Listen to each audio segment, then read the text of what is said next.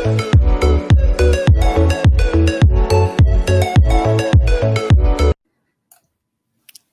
and welcome to the Digital Perspectives, episode 12. I'm Praveen Gautam.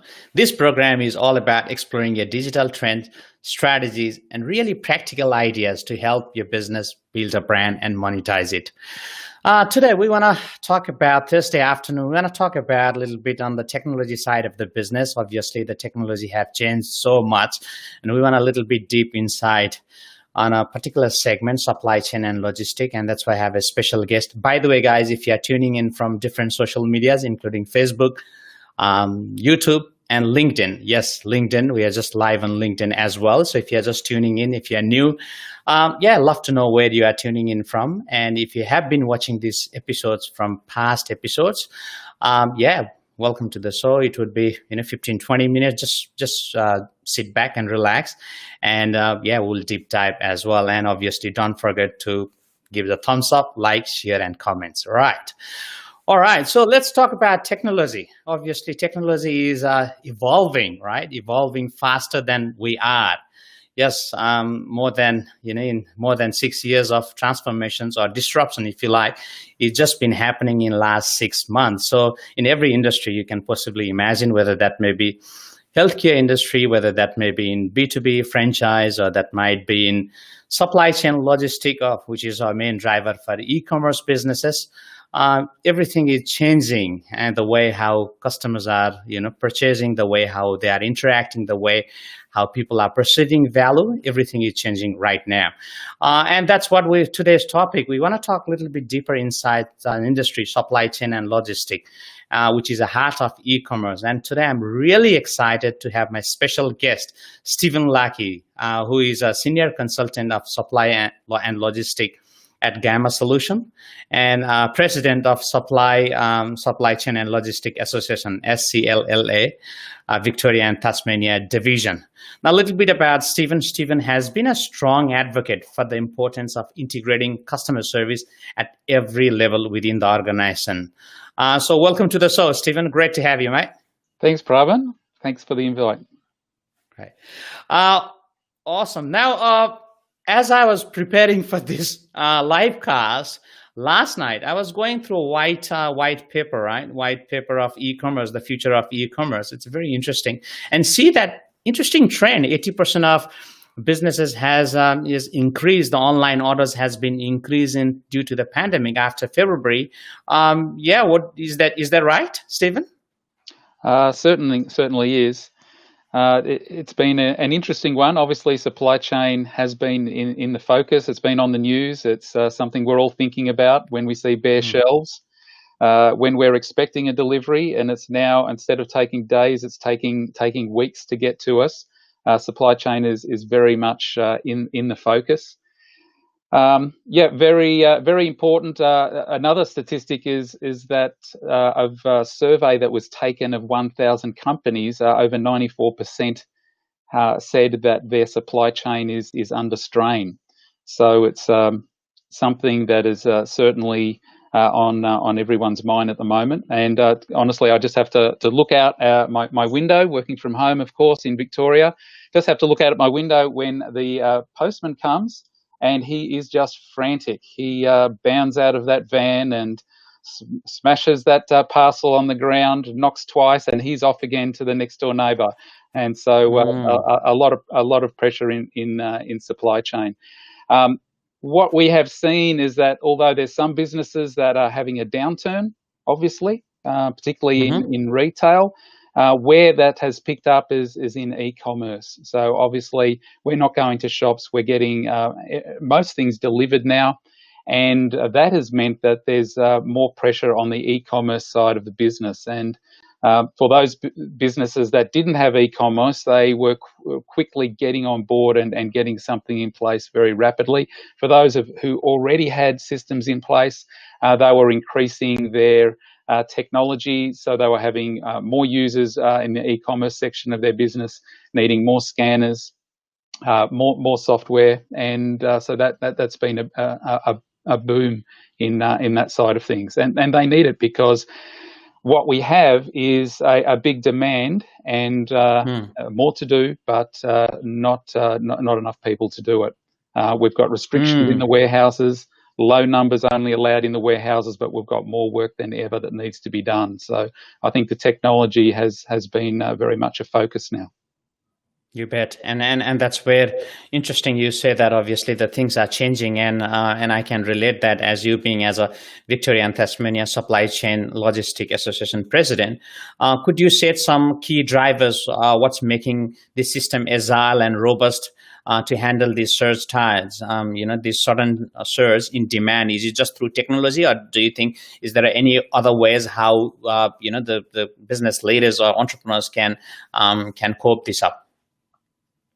Well, a lot of the efficiencies are process driven, and typically the best way to do that is through technology. Like I said, there's a lot more work to get through with less hands on the deck. So technology plays a very important part there. What has been more of a focus though is that we're looking now at equipment that is hands free. Okay, because these terminals, scanner terminals that we're using in warehouses, that the couriers are using to automate the deliveries and confirm that a delivery has been made. Of course, they're an area that you can transmit bacteria and the COVID virus quite easily, because it's something that a lot of people are touching that device, and the virus can move from person to person. So what has been a topic of conversation and a requirement for a lot of companies is to have this equipment that you can disinfect, so that they're made of plastics that you can use disinfectant to wipe it off before you're handing that over to the next person. And also a design that doesn't trap bacteria. So if you think of maybe a mobile phone, some of them have a lot of little buttons and areas where bacteria could get caught in, and so it's having a design that is more healthcare orientated, so that you can wipe them off and there's no places for bacteria to hide. So that's something, and also changing processes. So of course our couriers aren't using sign-on glass; they are asking for a name on delivery and typing that in themselves, or even just taking a photo as proof that a delivery has been made. So lots of change in processes there. I can imagine. Wow. That's interesting you say that, because obviously the change and the process has to be done so rapidly, isn't it? Because, no one has been prepared. So it's all like, navigating those changes or being adaptable. Now, other thing also I'm conscious about, because as a consumer, people are, of all these social distancing and all these measures in place, people are jumping online. I mean, certainly I do every day, and, almost good morning through a new parcel every day. So we love jumping online, and one of the key drivers here we're talking about is speed. Speed is so fast, because the way you order it, you can get the next day or two in next 48 hours. So people are watching this right now. Those who are viewers who are watching this right now, they must be very curious to know what are the digital trends of businesses or household can expect the near future in terms of e-commerce and physical product delivery, Stephen. So look, in the US, they've had, I think, 2-3 hour delivery timeframes for quite a while now from companies like Amazon.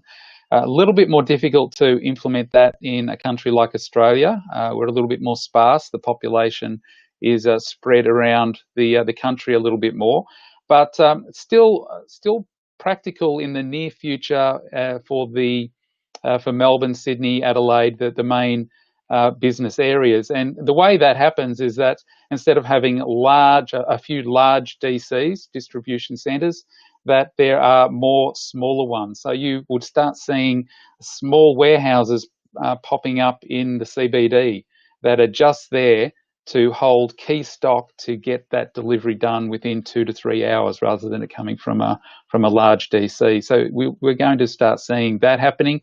I think obviously COVID has pushed delivery times to sometimes weeks now rather than days.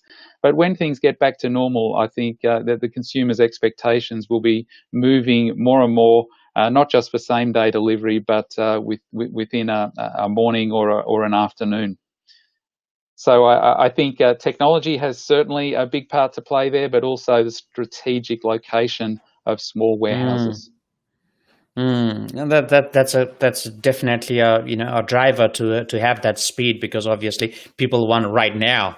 Even the instant coffee is slow in this interesting time.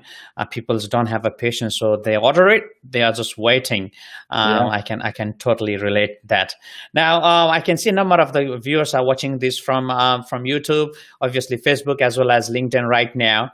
And just to give you a heads up, I'm with Stephen Lakey. If you have just tuned in, with who is the president of Supply Chain Logistic Association of Australia, Victoria and Tasmania chapter.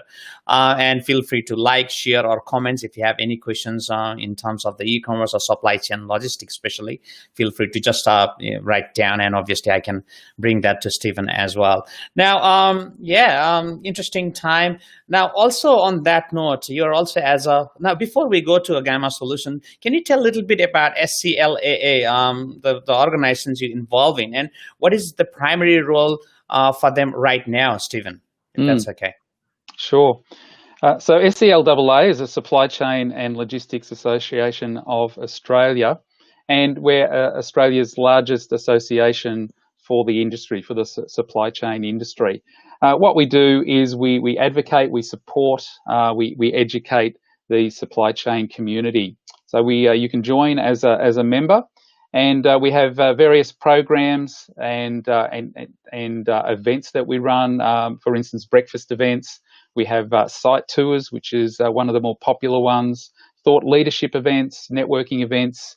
We just kicked off our mentoring session where we match up newly graduated supply chain graduates with experienced supply chain professionals. And they meet up once a month, talk about career goals and the industry and how to progress in the industry. So that's been a great success. We always book out for those, and also the site tours. Most of our events have moved fairly smoothly to the online format. So we've basically got the same program but online, with the exception of the site tours. Apart from Victoria, site tours will be opening up soon in other states. Victoria will probably be next year, because obviously there's a big problem getting a tour of people through a warehouse within the near future. So that will be something that we look at next year. But we're here for the supply chain community. If you're in supply chain or have an interest in it, it's really good value. That's great. So those viewers who are watching this right now from LinkedIn, and obviously we would be sharing this to a number of pages as well. So if you are right now in some shape or form involved on the supply chain and logistic, feel free to reach out to Stephen. Obviously, his best contact or best email is right there, stephenlakey@gammasolutions.com. Yeah. All right. Thanks, Stephen, for that. Now, obviously, you also involved in the Gamma solutions, right? Which obviously we work very, very closely with Gamma. And those viewers who are watching this right now, Gamma provides a logistic and warehouse management systems. And now, obviously, many retailers are moving to e-commerce platform. So either it's a first time or they are going in a deeper. So, what is your top 3 tips for the efficient warehouse management system right now, Stephen? I think if you're implementing a warehouse management system, so if you're on a paper-based system now and you're looking at automating that process, and firstly the reasons why you would do that is so that you know what stock you have and where it is, and that your deliveries are being made accurately. All right, so you're a lot of benefits there. If your deliveries are made accurately, then you're going to have less returns, and you're not, sending a pack of 12 light bulbs out to a customer when the customer only ordered 6. You may not see those additional 6 back again, of course. And also, if you know what your inventory is, if you have a high accuracy level, then you need to keep less buffer stock. All right, and buffer stock, of course, it was very important over COVID, and is something that has been emphasised, is how much stock do I need? But if you've got a warehouse management system that is keeping track of all stock movements, that's going to be a very high accuracy, and you're not going to need buffer stock to cater for errors in your inventory. As far as the 3 top tips go, I think, look, first one would be to test various technology. It's very easy if you're going for a warehouse management system just to go for the stock standard. We call it a brick on a stick, so the standard scanning gun, which will do the job. But there's a lot of other technologies out there that you probably should consider as well, and they may suit your application better than the standard one. And things I'm thinking about, some voice technology, and voice technology now has come down a lot in price and can work with most standalone warehouse management systems. Something that is a big benefit of it is that it frees up your hands. And when you've got two hands available because you don't have a scanning gun in one, what that means is that you're more efficient. So you can, for instance, if you're packing wine, instead of taking one bottle of wine and putting it in a carton and scanning it, you'll be able to use two hands and pack that. So you can see there's a lot more efficiency with both hands. If you're picking big bulky items, instead of putting down a scanning gun and moving an item, you can move the item and use voice commands to record that pick. That's just one technology. There's mobile printers, right. There's wearable technology, lots of them. So that's one. I would partner with a technology partner who has done this before, is very experienced, and if I can show you a reference site so you can see another customer who is using the same equipment as what you will be and get some feedback right from the horse's mouth, so to speak. The other thing is to get everyone involved, all different areas of the business involved in that warehouse management system decision and the testing. And I've seen one of the biggest reasons why you could have a failure is if you only have one particular area involved. Make sure that you've got someone from IT involved, you've got the CFO involved, someone from finance, you have someone from operations involved, and certainly make sure you have the users involved as well, because that's going to help in that change management if they're involved all the way. And it's very surprising when you put a scanning gun in a user's hand, what comes out. And what theoretically should work, the user may point out that, oh, hang on, this nice new touch screen that I meant to use, well, actually I use gloves and the touch screen doesn't work with gloves, to give you an example. So very important that you do your proof of concept and have those users involved in that decision process. So there's my 3 tips. That's great. Thank you, Stephen. It's like, for normal users, for consumers, normally, it's like trying to have loading up the apps in an old Nokia phone. It doesn't, you can't get all the technology. So what you're saying is technology plays a very vital role to have a efficient process or effective business process. Yeah. Yes, certainly. That's it's all about real time. So the aim is to get rid of paper from the process. Anytime you have paper, there can be errors. You're writing on paper, 3s become 8s. And that paper has to be processed and entered into the computer system at some point. If it's on a terminal, the transaction is live and it's very accurate. As soon as you scan something out of the warehouse, it's reflected immediately in the ERP system. Mm-hmm. And that's very powerful, obviously, everything happening live. So there is about 99.9% of accuracy is right there. So that's great, Stephen. I'm conscious with the time. If the viewers are watching this right now and they're interested to know more about anything you want to say about how the future is happening in the warehousing, anything you want to share with the viewers, or if they want to reach out to you? Well, look, there's a lot of technologies to consider, wearable technologies, mobile printers, voice technology. They're all happening now. Something to look out for, I think, that is just about to go mainstream is the goods-to-person robotics. So that there's a lot of smart money going into that. So the supply chain corporations that know what they're doing and have been in the industry a long while are putting some serious money into that area. So this is where you're seeing the Amazon-style robots where they're picking up the shelving and bringing it to a packer. Making it very, very efficient. I know Seva Logistics just implemented a system recently, and they were seeing like 400% increase in efficiency, which is amazing. But again, it's very important to get the right technology for the right application. They only suit certain inventory types. But I think robotics is a big wave that's coming, not just to the big DCs, the big companies, but also to the medium enterprise as well. Thank you so much, Stephen. It's great to have you today. And anything you want to add up before we wrap up this short talk? Nothing other than if you're in supply chain and you would like to be part of the association, be part of the events, and become involved, shoot me an email, and I'd be happy to give you details on how you can join. Thank you so much, Stephen. Thank you for your great, valuable insight. Obviously, the customers, those who are watching this right now, they see the value, obviously. And if there's anything you have specific questions, reach out to Stephen. And if there's anything we can be of service, just let us know. And certainly, this has inspired myself because it's the future of in the way how we live, how we consume, how we deal with the clients. And if you're inspired by Stephen insights and want to know how to increase your digital airs, would love to hear from you. Thanks, Stephen. Stay well, and bye for now. You too. Thanks for the invite, Praveen. Bye-bye.